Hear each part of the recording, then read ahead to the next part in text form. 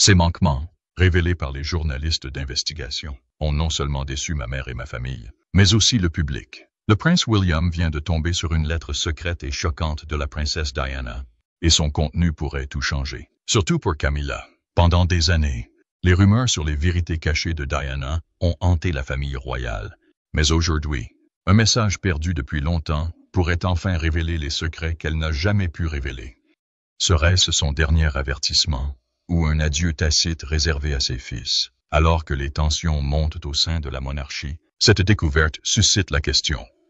Que voulait vraiment Diana à William?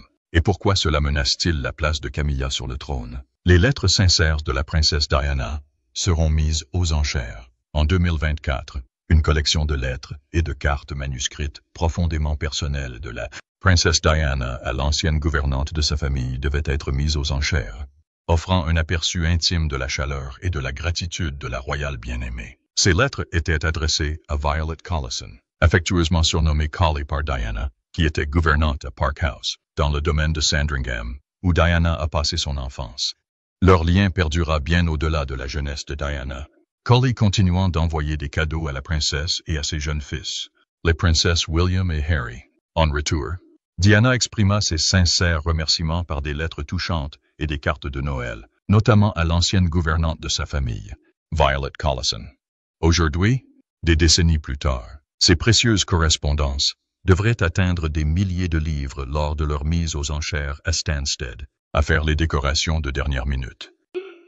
La future mariée est restée plutôt sereine. Une autre lettre, datée de septembre 1984, témoigne de l'amour profond de Diana pour ses enfants. Exprimant sa gratitude pour un cadeau offert au nouveau-né, le prince Harry, elle partage un détail touchant sur ses fils. William adore son petit frère et passe son temps à l'embrasser sans compter. Luke MacDonald, directeur de Sorters Auctioneers, a décrit ces lettres comme incroyablement personnelles, soulignant la gentillesse et la prévenance de Diana. Sans ces lettres, nous n'aurions peut-être jamais connu ces moments. Elles révèlent à quel point elle était sincère, attentionnée et reconnaissante, même pour les plus petits gestes. Les lettres mises aux enchères témoignent de l'affection que la princesse Diana exprimait en noir et blanc. Examinons brièvement quelques-unes de ces lettres les plus sincères. Lettres personnelles de la princesse Diana. Une extraordinaire collection de lettres personnelles, écrites par la princesse Diana, a fait surface, offrant un aperçu intime de sa vie de mère et de membre de la famille royale. Dans un mot particulièrement touchant, Diana exprime l'amour que William porte à son petit frère, décrivant comment il couvre Harry de câlins et de bisous sans fin. La lettre était un remerciement sincère à la gouvernante pour le cadeau d'anniversaire d'Harry, où Diana exprime sa profonde émotion et combien elle et Harry apprécient les nouveaux bavoirs. Une autre lettre capture la magie de Noël à travers le regard d'un enfant. Diana raconte la fascination innocente de William pour les fêtes de fin d'année, mentionnant combien il était déconcerté par l'événement, mais fasciné par le scintillement des illuminations de Noël. Ces aperçus de leur vie familiale mettent en lumière la joie et l'excitation qui animaient leurs moments en famille. Le recueil comprend également de charmantes anecdotes sur les aventures quotidiennes des garçons, comme le baptême d'Harry et l'impatience de William à déballer les cadeaux de Noël avant le grand jour. Dans une lettre, Diana souligne avec humour l'énergie débordante de ses deux jeunes fils. C'est un véritable travail de les suivre. Ces mots reflètent les défis auxquels on peut s'identifier en tant que mère, même au sein de la royauté. Au-delà des lettres, la vente aux enchères présente divers souvenirs royaux, notamment des cartes de Noël mettant en scène Charles et Diana le jour de leur mariage, puis plus tard, Fire's Parents de leurs deux jeunes fils. Cette remarquable collection comprend également des invitations rares, l'une pour le légendaire mariage royal de 1981 et l'autre pour les funérailles de Diana en 1997. Capturant Schiller, son humour et son amour indéfectible pour ses enfants. Pour les collectionneurs comme pour les admirateurs, ils offrent un trésor incomparable de l'histoire royale. Examinons le combat de la princesse Diana au sein de la famille royale. Le combat d'une mère contre les traditions royales. La vie de princesse était loin d'être le conte de fées que le monde imaginait pour elle. Dès son mariage avec le prince Charles en 1981, elle fut plongée dans un monde de traditions rigides, sous le regard du public et dans une lutte constante entre devoir et épanouissement personnel. Alors que les médias la présentaient comme la princesse bien-aimée du peuple, la réalité derrière les portes du palais était bien plus sombre. Elle dut faire face à d'immenses difficultés, qui s'intensifièrent à mesure que son mariage s'effondrait. Son bonheur personnel s'éloignant, elle s'accrocha à son rôle le plus important, celui de mère. Diana comprenait qu'élever le futur roi d'Angleterre comportait des attentes. Pendant des siècles, les enfants royaux avaient été façonnés par la tradition, éduqués à privilégier le devoir. L'expression émotionnelle était souvent secondaire par rapport à la discipline et à la responsabilité. Mais Diana, de nature chaleureuse et compatissante, refusait de laisser l'histoire dicter l'éducation de son fils. Elle souhaitait qu'il découvre de la vie au-delà des murs dorés du palais, qu'il soit témoin des difficultés et des joies des gens ordinaires, qu'il s'agisse de les emmener manger un morceau chez McDonald's, de visiter des hôpitaux ensemble ou de leur permettre de vivre en dehors des privilèges royaux. Elle était déterminée à les élever différemment. Au fil des ans et de la débâcle de son mariage avec Charles, l'anxiété de Diana grandit. On se souvient de la princesse Diana comme d'une femme qui a apporté un changement durable à la famille royale. Elle craignait de perdre non seulement sa position au sein de la famille royale, mais aussi son influence sur ses enfants. Elle savait que des forces au sein de la monarchie pourraient tenter de limiter son rôle de mère, renforçant ainsi les traditions strictes qu'elle avait tant lutté pour briser. Ces lettres de cette période révèlent la profondeur de ses inquiétudes. Dans une lettre particulièrement émouvante, datant de 1993, elle écrivait « Je vis pour mes garçons. Je serais perdue sans eux. » Ces mots n'étaient pas seulement une sincère déclaration d'amour, c'était le cri désespéré d'une mère terrifiée à l'idée d'être mise de côté. Diana se battait non seulement pour l'avenir de son fils, mais aussi pour sa place dans leur vie. Alors même que le monde admirait sa grâce et sa compassion, derrière des portes closes, elle livrait le combat le plus personnel qui soit, celui de rester la mère qu'elle rêvait d'être. Quel genre de mère était Diana? Examinons en détail son style parental unique.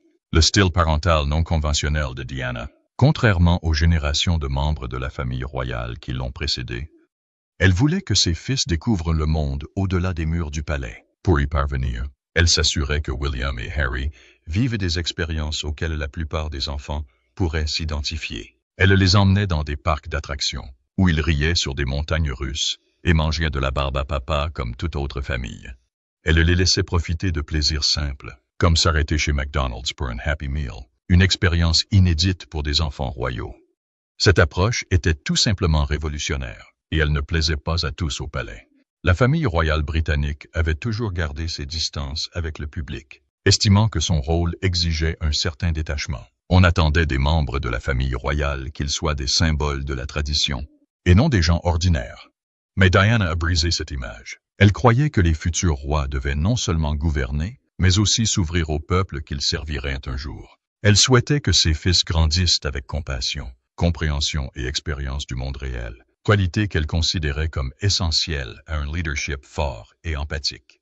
Ces méthodes non conventionnelles lui valurent une immense popularité auprès du public, qui la considérait comme une mère chaleureuse et aimante, radicalement différente des membres froids et distants de la famille royale d'autrefois. Cependant, au sein du palais, ses choix suscitèrent des tensions. Nombreux furent ceux qui la percevaient comme une figure perturbatrice, remettant en cause des siècles de coutumes royales. Malgré les critiques, Diana n'a jamais faibli. Elle est restée déterminée à élever ses enfants de manière à les préparer au monde moderne, et pas seulement au trône. Au final, son influence a profondément façonné William et Harry, faisant d'eux les membres de la famille royale les plus attachants et les plus réalistes que le monde ait jamais connus. L'héritage maternel de Diana perdure, prouvant que l'amour, la gentillesse et les expériences vécues sont tout aussi importants que la tradition. Malheureusement, son mariage a dû faire face à de nombreux défis, du stress lié aux devoirs et protocoles royaux au stress maternel habituel, sans oublier, pour couronner le tout, le stress émotionnel résultant de la liaison de son mari. Elle a finalement pris fermement position sur son mariage. Examinons en détail ce qu'elle a fait. Une prise de position publique contre l'establishment. En 1995, la princesse Diana avait atteint un tournant. Elle ne voulait plus se taire. Pendant des années, elle avait subi les pressions de la vie royale, mais elle était désormais prête à donner sa version des faits. Elle a choisi de le faire dans une interview marquante pour BBC Panorama, qui allait faire la une des journaux du monde entier. C'était le domaine de mon mari, car j'étais toujours plus médiatisé, et j'ai changé à jamais la perception de la monarchie britannique. Au cours de cette conversation profondément personnelle et révélatrice, Diana a parlé avec franchise des difficultés qu'elle a rencontrées en tant que membre de la famille royale, du poids émotionnel de la vie publique et, surtout, de sa plus grande préoccupation, ses fils, William et Harry. Plus que tout, elle souhaitait qu'ils grandissent avec une véritable compréhension du monde au-delà des murs du palais. Je veux qu'ils comprennent les émotions des gens, leurs insécurités, leurs détresses, leurs espoirs et leurs rêves, a-t-elle déclaré avec sincérité. Ces mots ont touché des millions de personnes, touchant des cœurs à travers le monde. Les gens ne voyaient pas seulement une princesse, mais une mère farouchement protectrice envers ses enfants, déterminée à les élever avec compassion et authenticité. Cependant, au sein de la famille royale, sa décision de s'exprimer fut perçue comme une trahison. Pendant des siècles, la monarchie avait fonctionné selon des règles strictes de discrétion, et l'honnêteté publique de Diana était sans précédent. Elle n'était plus seulement une mère dévouée. Elle était devenue une femme qui remettait ouvertement en question l'institution même dont elle avait fait partie. Les conséquences furent rapides et graves. En 1996, son divorce très médiatisé avec le prince Charles fut prononcé. Ce divorce lui fit perdre son titre officiel d'Altesse royale, une déchéance symbolique de son statut royal. Bien qu'elle restât princesse de Galles, son rôle au sein de la monarchie fut considérablement réduit. Malgré ces pertes, Diana refusa de laisser quoi que ce soit s'interposer entre elle et ses fils. Son amour pour William et Harry resta plus fort que jamais. Elle continua à leur écrire des lettres sincères, remplies d'encouragement, de sagesse et de conseils maternels. Certaines n'étaient que de simples rappels de son affection. Ils élevaient les gens sur un piédestal. Et au moment où cela se produit, un autre survient. Tandis que d'autres nourrissaient des inquiétudes plus profondes quant à leur avenir, même si sa vie royale s'estompait, le rôle de mère de Diana n'a jamais faibli. En fin de compte, son plus grand héritage ne fut pas son titre, mais l'amour et les valeurs qu'elle inculqua à ses fils, des principes qui les façonneraient pour le restant de leurs jours. Lors de la vente aux enchères des lettres de la princesse Diana, de nombreuses lettres ont été compilées. La lettre perdue a probablement été retrouvée lors de cette opération. Examinons les détails de cette lettre perdue. La lettre perdue. Parmi les nombreuses lettres écrites par la princesse Diana, l'une allait plus tard s'avérer véritablement extraordinaire. Un message si profondément personnel et si étrangement prophétique qu'il ne serait révélé qu'en 2024. Pendant des décennies, on a cru cette lettre disparue, enfouie dans le passé comme autant de rumeurs d'intrigues royales. Mais contrairement à ses autres correspondances, celle-ci était imprégnée d'un sentiment d'urgence saisissant, presque comme si elle avait pressenti que son heure lui était venue. En 1997, la vie de Diana traversait une profonde transformation. Elle avait coupé presque tout lien avec la famille royale, s'engageant dans un nouveau chapitre d'indépendance. Libérée des contraintes de la vie de palais, elle s'est investie pleinement dans l'humanitaire, défendant des causes qui étaient devenues le cœur de sa mission. Sensibiliser au sida, défendre les victimes des mines antipersonnelles et lutter pour le bien-être des enfants du monde entier. Sa passion était indéniable et son influence s'étendait sur tous les continents. Pourtant, même si elle savourait pleinement sa liberté retrouvée, une inquiétude tenace subsistait. Ses fils, William et Harry, des amis proches ont révélé plus tard que durant ces derniers mois, Diana semblait plus anxieuse que d'habitude. Derrière son sourire se cachait une ombre de malaise, un sentiment qu'elle ne parvenait pas à dissiper. Elle se confia à ses proches, laissant entrevoir une peur grandissante que quelque chose n'allait pas. Ses paroles étaient imprudentes, mais sans équivoque. Elle pressentait le danger, sans pouvoir en identifier la source. C'est à ce moment-là qu'elle prit la plume et écrivit une lettre qui ressemble aujourd'hui à une prémonition glaçante. À l'époque, cette phrase aurait pu n'être qu'une réflexion passagère, l'expression d'une incertitude dans une vie constamment scrutée. Mais aujourd'hui, avec le recul, ces mots prennent une signification obsédante. Diana savait-elle, d'une manière ou d'une autre, qu'elle n'aurait jamais l'occasion d'exprimer ce qu'elle pensait? Cette lettre était-elle sa façon d'avertir le monde, de laisser derrière elle un dernier murmure de la vérité qu'elle craignait de voir réduite au silence? Avec le recul, il semble que la princesse, tant aimée et admirée, avait senti la tempête se former bien avant qu'elle n'arrive. Et avec cette lettre, elle a laissé derrière elle non seulement ses pensées, mais aussi un mystère qui persiste encore. Des décennies plus tard, avant sa mort tragique en 1997, elle a finalisé son divorce avec le prince Charles. Regardons comment elle a passé son dernier été en tant que mère. Malgré son éloignement de la famille royale, L'été 1997 a été un tourbillon pour la princesse Diana. Elle voyagea à travers l'Europe, savourant de brefs moments de paix et de bonheur. Mais chacun de ses pas était obscurci par le regard incessant des paparazzis. Les médias l'avaient toujours suivie, mais désormais, sans la protection de la famille royale, elle était plus exposée que jamais. Les photographes la traquaient sans relâche, capturant chaque sourire, chaque mouvement et chaque regard, transformant ses instants privés en spectacle public. Malgré le chaos et les intrusions, Diana n'a jamais perdu de vue l'essentiel, son rôle de mère. Ni flash d'appareils photo, ni gros titres sensationnels ne pouvaient la distraire de ses deux fils adorés, William et Harry. Pendant leur été en Écosse avec la famille royale, elle est restée en contact permanent, s'assurant qu'ils ressentent sa présence, même de loin. Par des lettres et des appels téléphoniques touchants, elle les rassurait de son amour, leur rappelant de rester forts et fidèles à eux-mêmes. Parmi les nombreuses lettres qu'elle leur envoyait, l'une contenait un message qui allait plus tard revêtir une signification bouleversante. « Tu es mon monde, et je t'aimerai toujours. » Ces mots étaient plus que la simple affection d'une mère. C'était une promesse, une déclaration qu'aucune distance, aucune circonstance, aucune tempête médiatique ne pourrait altérer le lien qu'elle partageait avec ses enfants. C'était une phrase qu'elle leur avait souvent adressée. Mais durant ces derniers mois, comme si elle ressentait la fragilité de la vie, celle-ci semblait peser d'un poids encore plus lourd. Tandis que le monde la regardait, certains admirant sa grâce et sa gentillesse, d'autres avides du dernier scandale, le cœur de Diana restait fermement ancré aux deux jeunes princes qu'elle adorait. Malgré les turbulences de sa vie, sa priorité absolue était de s'assurer que William et Harry se sentent aimés au-delà de toute mesure.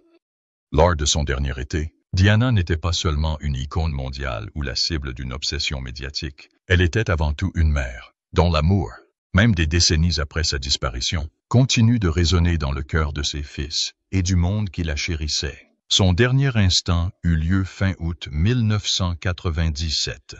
Plongeons dans la nuit tragique qui a conduit à la mort de la princesse. La nuit tragique à Paris. Le soir du 30 août 1997, la princesse Diana décrocha le téléphone pour ce qui serait, sans le savoir, la dernière fois qu'elle parlerait à ses fils bien-aimés. Ce fut une conversation simple et familière, rien d'extraordinaire.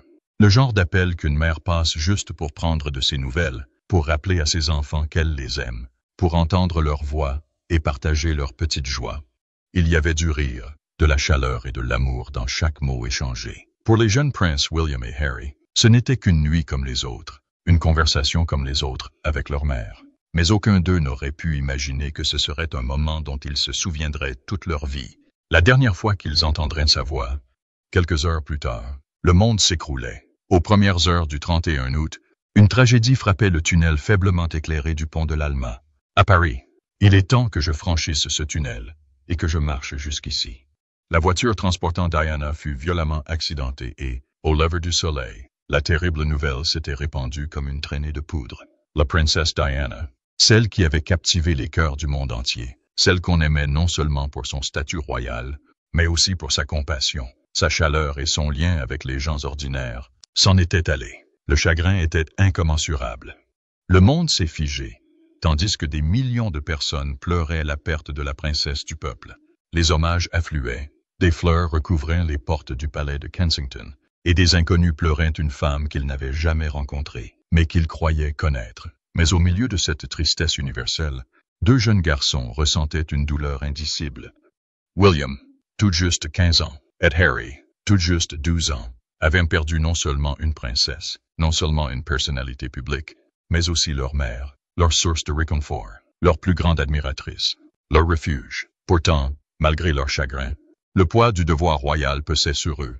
Dans un monde où le deuil est brutal et chaotique, on attendait d'eux qu'ils fassent leur deuil avec sang-froid, qu'ils marchent d'un pas assuré derrière le cercueil de leur mère. Tandis que le monde pleurait, ils furent contraints d'être forts. Mais derrière leurs têtes baissées et leurs expressions solennelles se cachaient deux jeunes garçons dont la vie avait été bouleversée à jamais, d'une manière qu'ils étaient trop jeunes pour pleinement comprendre. La lettre perdue, qui fait partie des nombreux messages sincères que la princesse Diana adresse à ses enfants lorsqu'elle est absente, est un signal profond. Découvrons pourquoi la lettre a probablement été cachée. Pourquoi, dans les jours qui ont suivi le décès tragique de la princesse Diana, le monde a pleuré non seulement une membre de la famille royale adorée, mais aussi une mère dévouée. Beaucoup se sont demandé si elle avait laissé un dernier message à ses fils, le prince William et Harry. Avait-elle écrit ses dernières pensées, leur offrant un guide pour les années à venir? Avait-elle partagé ses espoirs et ses craintes les plus profonds? Aujourd'hui, des décennies plus tard, en 2024, une lettre perdue depuis longtemps refait surface. Une lettre qui pourrait bien changer le regard du monde sur la princesse du peuple. Diana aurait-elle pu prévoir la vie que ses fils mèneraient un jour? William, attaché au poids de la couronne, accomplissant le devoir qui lui était dû. Harry, rompant avec les traditions, traçant sa propre voie loin des murs du palais. Leur choix semblait refléter les espoirs et les avertissements que leur mère avait écrits il y a si longtemps. L'héritage de Diana ne s'est jamais limité aux livres d'histoire ou aux gros titres des journaux. Il perdure dans la façon dont ses fils mènent leur vie, dans leurs choix, et est aujourd'hui, selon ses propres mots, redécouvert après toutes ces années. À travers cette lettre, sa voix s'élève à nouveau, non pas en tant que princesse, ni en tant que personnalité publique, mais en tant que mère qui souhaitait simplement le meilleur pour ses enfants. Et peut-être, avec ces mots soigneusement choisis, leur a-t-elle offert un dernier cadeau, un rappel que, où que la vie les mène, son amour les accompagnera toujours. Que pensez-vous de la lettre perdue de la princesse Diana? N'hésitez pas à partager votre avis dans les commentaires ci-dessous. N'oubliez pas d'aimer et de vous abonner.